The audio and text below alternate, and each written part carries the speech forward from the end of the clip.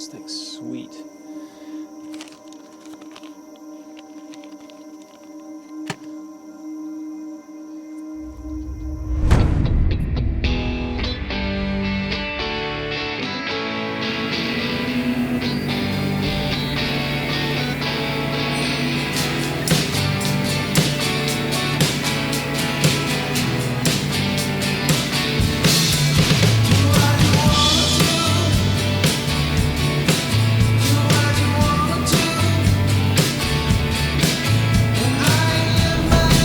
This is the apple slice prone, and it seems like this is gonna be an absolutely killer prone shape. For me at 85 kilos, a 17-liter board's a little bit on the small side for proning, but I'd give this thing a go. It's pretty flat through the bottom, has a very hard rear edge here to release water, I assume. It's got a little bit of a spine down the nose here, and you know, it's probably right about here that you start getting in some nose rocker.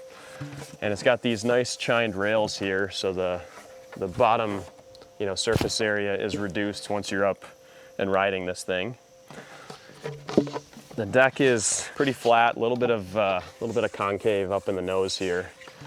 And this came with inserts, which I'm pretty excited about because I think this will be a really sweet board for trying to air behind the boat.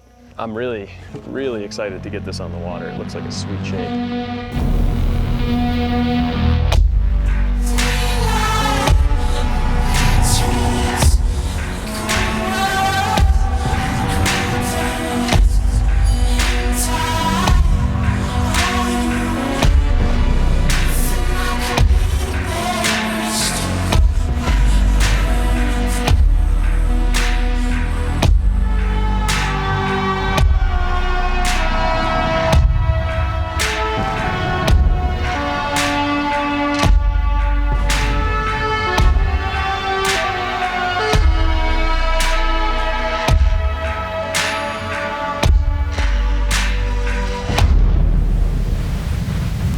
All right, so we got this baby wet for the first time last night, and overall I'm extremely impressed with how it felt on the water. I started out on a pretty small foil, the Lift 90, which is not the easiest foil to water start because it has a pretty high stall speed. And one of the things I immediately noticed was that the kind of subtle rocker line in the front of this board, as well as kind of almost has a concave shape in the nose, gives it a very supportive platform when the board is riding on the surface of the water. It felt very easy to keep this board on the water without diving the nose, which is something that's really beneficial for when you're riding smaller foils, or I imagine paddling into a prone wave. This thing would do excellent at taking off because you can keep that board on the surface of the water for just a split second while you get to your feet. I actually think this will be a really good step down board for my wife who's just learning to foil, getting her onto something that's a little more performant and fun to ride while also maintaining that ease of takeoff. The other thing I noticed is I swapped over to a slightly larger foil and put some foot straps on this. And this is definitely one of the easiest boards I've ever tried jumping behind the boat. When it hits the water, I think that same rocker line in the front combined with these bevels on the rails really make this thing want to not dive underwater. It feels really, really good to interact when the board actually interacts with the water. You know, when I first started foiling, I used to think that the board was completely irrelevant. You're not gonna be touching the water beyond when you're taking off, so it really didn't matter what you were on. When you're pushing your riding, you do end up actually hitting the water. Riding a small foil behind the boat, you will screw up and you'll bounce the board off the water and then have to pump the thing back up off the surface. You might catch a rail in a turn, and having a board that has a shape that makes it comfortable to interact with the surface of the water with the actual board is very beneficial for pushing your riding. So I think this shape is really sweet because of that. One other thing I noticed is this being a 17-liter board, it's very thin, and so that felt very good under my feet. I was super close to the foil, which always gives you a more connected feeling. The tracks on this small size are more towards the rear of the board, which allows you to put that foil farther back and actually ride towards the tail of the board, kind of like a chop tail board. And I really like that feeling on a board that's this length. Because you have so little length to begin with, you don't have a lot of extra weight in the front. So when you bring your feet to the back a little bit, it just feels like you're really pivoting off the back of the board. And I enjoy that feeling when I'm foiling behind the boat. One of my favorite parts about Appletree boards is they use a closed cell foam instead of EPS or polyester. I've shaped a couple boards in a buddy's garage, and EPS is super easy to work with. You get good adherence, you know, when you're hand laying up boards. But one of the issues is if you ding your board, basically what happens is your board gets hot in the sun, you know, you're sitting on the beach or on the boat, and all that air gets pressurized and it will actually push air out of that ding. And then as soon as you put that board in the water, it cools down and it's trying to suck back in air to fill all that void that the pressurized air left the board. What happens is that ding's in the water, it's gonna suck water into the foam. So this foam that they use to pack the boards in is actually the cutoff for, you know, the blank of this board. And one of the cool things is you can actually like feel it. It feels completely different than a traditional like EPS foam.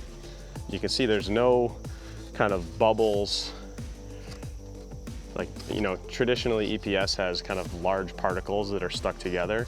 This doesn't have that, and it seems like an anisotropic foam. It's very, very stiff in this direction where you're going to be standing on the board. It's extremely stiff there, and it's a little bit less stiff in the transverse direction here. But overall, it's unlike anything I've ever seen. It's certainly a lot harder to put a dent in this with my finger than like a 2 or 2.5 pound EPS.